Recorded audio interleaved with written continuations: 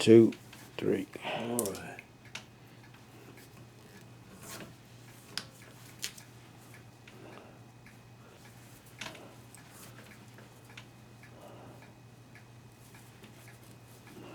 Oh, good morning, folks. All right. This is Mikey's in here in cool St. Augustine, Florida. We're having an unusually cool winter this year. But anyway, I was working on this Dacron net. That seems like the only kind anybody's interested in anymore is Dacron. And I want to talk to you just briefly about it, and I got a little history to tell you and then a little quick story. The biggest thing about Dacron is going to be the gap. And I know Phil can see the gap in these needles. That's a mullet net. There's a shrimp net.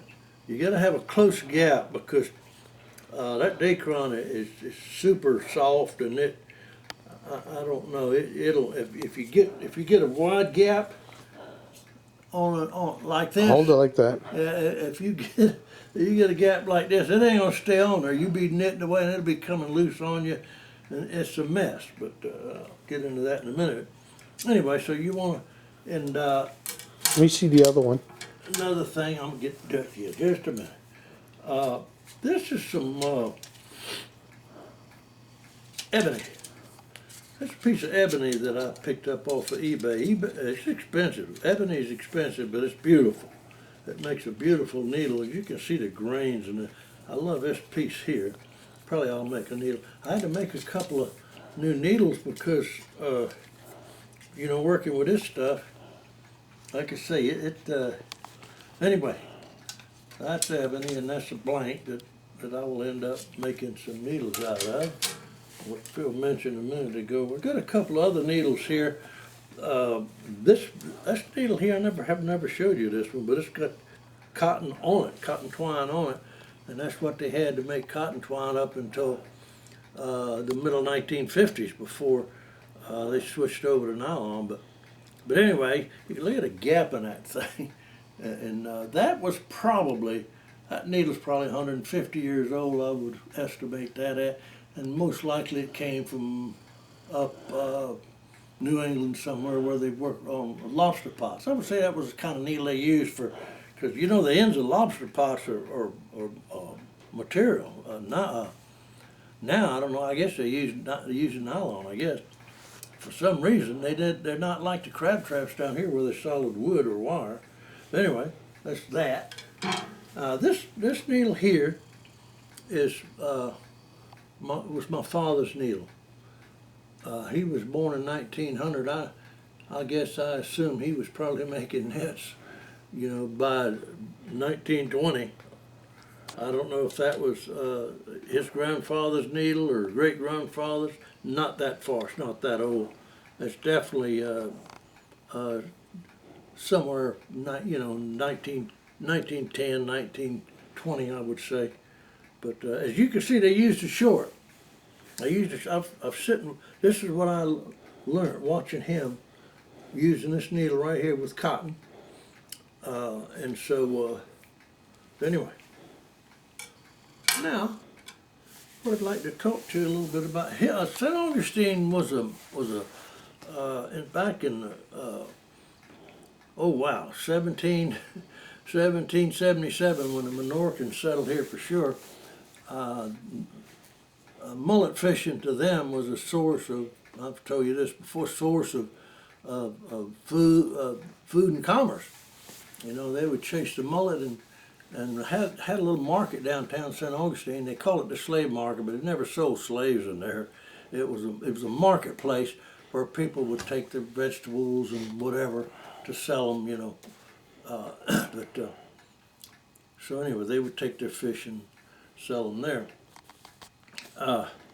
Then as we go along, the fishing was a big industry here. There was a lot of people were fishermen. We had snapper fishermen, you know, that went out and caught the big snapper.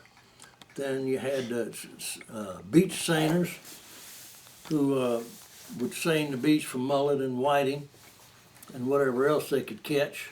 I know you know what a seine is. I've made it 100-yard seines, but anyway, then as time went along, you know, the fishing industry really, then the boat industry come out of 40s, the 1950s was really a mecca for boat building in St. Augustine. They had moved here from the operation, basically moved here, actually started in Fernandina Beach. And ended up moved to St. Augustine with some of the really big shrimp boats. I mean, they sold trawlers, diesel engine sails, they call it Desco. They sold shrimp boats, wooden boats now. That's before the time of fiberglass. They shipped boats all over the world. They built boats. They had an assembly line. They was turning out, you know, probably, I don't know, a boat a week or more. I don't recall. Then there was St. Augustine trawlers that was a bit behind them in reference to the size of the operation. Then you had 2 or 3 other smaller, excuse me, mom and pop boat builders that would build the boats one at a time, but very good boat builders they were. Greeks. The Greek people were, and Italians, and oh my goodness. It was a big deal. Then, of course, by the time 1960 rolls around, you know, fiberglass comes into play, and also getting back to the fishermen, the mullet fishermen, everybody, and net builders, everybody made nets. That when I was growing up, you would go to the beach and there'd be guys lined up along the beach and around the jetties and up and down the beach chasing the mullet. But all that's gone.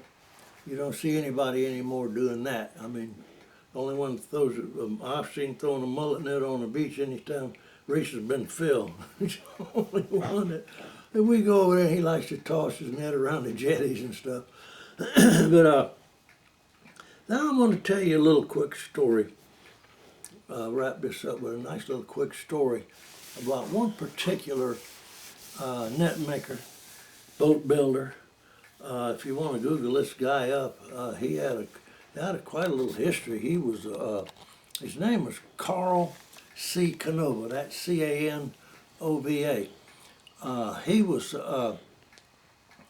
He took people out on in the inland fishing. Now he had a little boat and he would take people out fishing. He also had a little sailboat and he used to sail that boat from St. Augustine, mind you, all the way down to Key West Harbor. That's a pretty good little distance. I don't know, I guess the weather must have been good because boats back then were small. They had a little single mast with a sail on it. And he would sail that thing down. I don't know, he did odd jobs. He worked on boats and things. In one particular trip down there, somebody had lost a good-sized boat anchor, and so I guess he tasked him to retrieve it. So anyway, he got down in the water and he got this boat anchor up. It was extremely heavy. I guess he struggled to get it back onto the boat. Anyway, he came on back, sailed back to St. Augustine, and pulled his boat up on the shore. And walked up to the old slave bar where the guys would be hanging out, telling their fishing stories, I assume. And they had a little water fountain. Well, anyway, he bent over to get a drink of water out that water fountain, and when he stood up, he was blind. Totally blind. How it happened, nobody knows. How it came about, but his family, they tried for a year. They took him to different physicians, specialists, New York, Philadelphia. Nobody could do anything for him. So he come back to St. Augustine and just resumed his life. Blind. He got back to taking people out fishing, and basically he used their eyes. I mean, he knew the river so well. He would row a boat, and he would ask them, do you see a certain landmark or whatever it may be, fished around I know where he kept his boat, so there was a couple of three good-sized creeks, good for fishing, right just opposite side of the river. So he didn't have all that far to go. But he would take them and he would go to the creek, and he would tell them he knew where all the shell, bale, horseshoe beds were. He would tell them where to cast their line, and it was really remarkable, you know, that he was able to do that. But that wasn't the only thing. He built boats. He was building boats there. He had a little houseboat that he lived on. He kept that on my cousin's property right there. They owned at one time a mile or so right along North River, right on the water. And he kept his. They had a boat ramp. He kept his little his houseboat, right there on the river shore, and that was his little base of operation. And then there was another gentleman that lived along there that kind of befriended him and kind of helped him out. And so she spent a lot of time in his house with him, and he was a net maker, and so he hadn't forgot that. And so he went to making nets blind, believe it or not. I wouldn't have believed this if my cousin, who was and I were very close, if he wouldn't have told me, if he wouldn't have seen it and knew it. He told me about him. He died in 1956. That's the year before that's when I started hanging around out there at my cousin's fish camp as a young teenager, and befriended him. He became like a big brother to me, because my brothers are all grown and gone. And so his name was Jackie Zena, Captain Jackie Zena, and he would, when he was a little boy, he said about 10 or 12 years old, he would go over and slide sinkers on the foot line for Carl.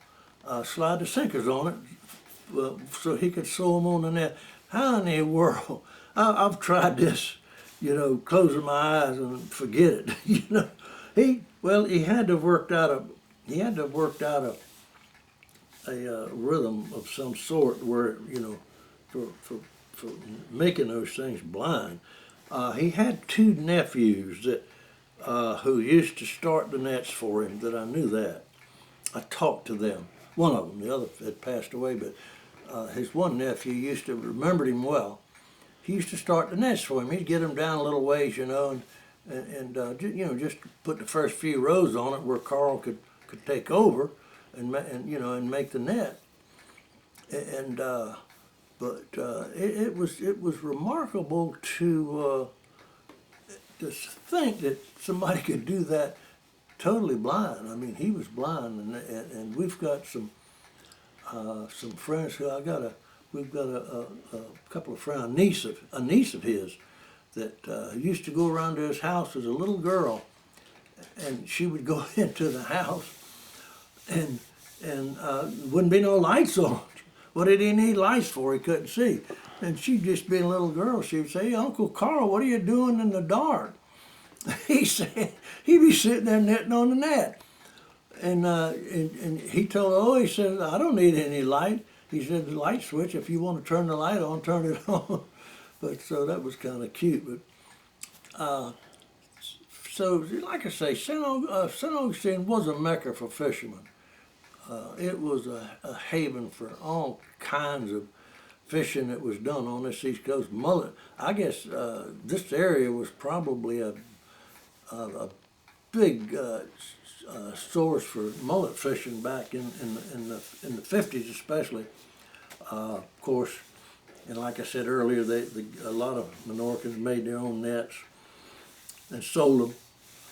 And then about the middle of 1960, all that changed when the machines made webbing was on the market, and they would take and cut it flat webbing into panels, which is do the same thing today. If you go buy a net today, that's what you're buying. You're buying, you know, the Japanese started that. I guess the Chinese probably about taking it over. Anyway, I guess I mumbled on enough about that. If you have any questions, you know, you can call me at 904 217-7974.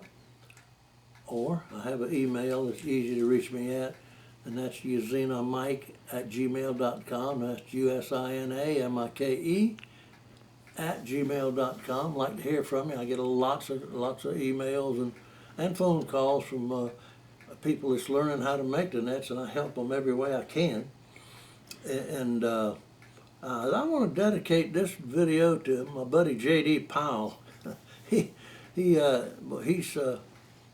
really, he and I really kind of, he emails me all the time, won't know how we're doing, and so, you know, he was asking me the other day, when was I going to do another video? So I'll dedicate this one to J.D. Anyway, so with that said, Phil, you got anything we need to add, buddy? Mm. No? Soon as it warms up, we'll be going to the beach, and we'll have some information about the mullet run is over, by the way. The mullet, it's over with for this year. You can go online and look up mullet run and see a lot of wonderful pictures of how thick the big schools of mullet. They're not around here anymore. The mullet schools around here are very small and isolated. You don't see many at all. Phil and I go over to the beach in September and October. Very little mullet that we saw. I think Phil caught some one day right there at the base of the jetties. But other than that, there's not much else. For goodness sake, I hope everybody had a wonderful holiday season. Hope you had a Merry Christmas and have a Happy New Year. And for goodness sake, take care of yourself. And until the next time, be good.